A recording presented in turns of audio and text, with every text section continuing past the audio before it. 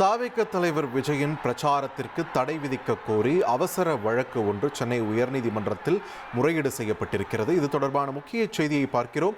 கூடுதல் விவரங்களை வழங்க இணைகிறார் எமது செய்தியாளர் சுரேஷ். யார் தரப்பிலிருந்து இந்த முறையீடானது செய்யப்பட்டிருக்கிறது? இதன் முழு விவரம் என்ன?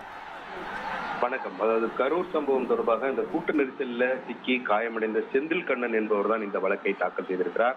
இந்த வழக்கு அவசர வழக்காக விசாரணைக்கு எடுத்துக்கொள்ள வேண்டும் என்று நீதிபதி என் செந்தில்குமார் வீட்டில் அவருடைய இல்லத்தில் முறையீடு செய்யப்பட்டது. இந்த முறையீட்டை கேட்டுக்கொண்ட நீதிபதி இன்று மாலை விசாரணையை எடுத்துக்கொள்வதாக தெரிவித்திருக்கிறார். அந்த மனுவை பொறுத்த வரைக்கும் என்ன சொல்லியிருக்காங்கன்னா, இந்த தாவேகா கூட்டத்தை பொறுத்த வரைக்கும் இந்த கரூர் வழக்கினுடைய விசாரணை முடிவடையும் வரைக்கும் அந்த தாவேகா கூட்டத்திற்கு எந்த அனுமதியும் வழங்கக்கூடாது என்று ஒரு கோரிக்கை முன்வைக்கப்பட்டது. அது மட்டுமில்லாமல் இந்த தவறுக்கு யார் பொறுப்பு என்பதை ஆய்வு செய்ய வேண்டும், யார் என்று கண்டுபிடித்து அவர்கள் மீது தக்க நடவடிக்கை எடுக்க வேண்டும் என்றும் மனுவில் கேட்கப்பட்டிருக்கிறது.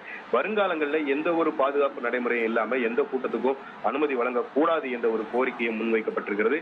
இந்த வழக்கு நீதிபதி செந்தில்குமார் இல்லத்தில் இன்றைக்கு மாலை விசாரணை நடைபெறும் என்று எதிர்பார்க்கப்படுகிறது. நன்றி சுரேஷ், உங்களுடைய விரிவான தகவல்களுக்கு. தாவேக தலைவர் விஜயின் பிரச்சாரத்திற்கு தடை விதிக்க கோரி அவசர வழக்கு ஒன்று தாக்கல் செய்யப்பட்டிருக்கக்கூடிய நிலையில் இன்று மாலை 4:30 மணிக்கு விசாரணைக்கு வர இருப்பதாக அண்மை செய்தி ஒன்று வெளியாக இருக்கிறது. இது தொடர்பான விரிவான தகவல்களை செய்தியாளர் சுரேஷ் வழங்க நாம் கேட்டோம். இனி செல்லும் இடமெல்லாம் செய்தி. தந்தி டிவியின் வாட்ஸ்அப் சேனலை ஃபாலோ பண்ணினா செல்ல இருக்கும் இடமெல்லாம் செய்தி. இதோ QR கோட் இப்பவே ஸ்கேன் பண்ணுங்க, ஃபாலோ பண்ணுங்க.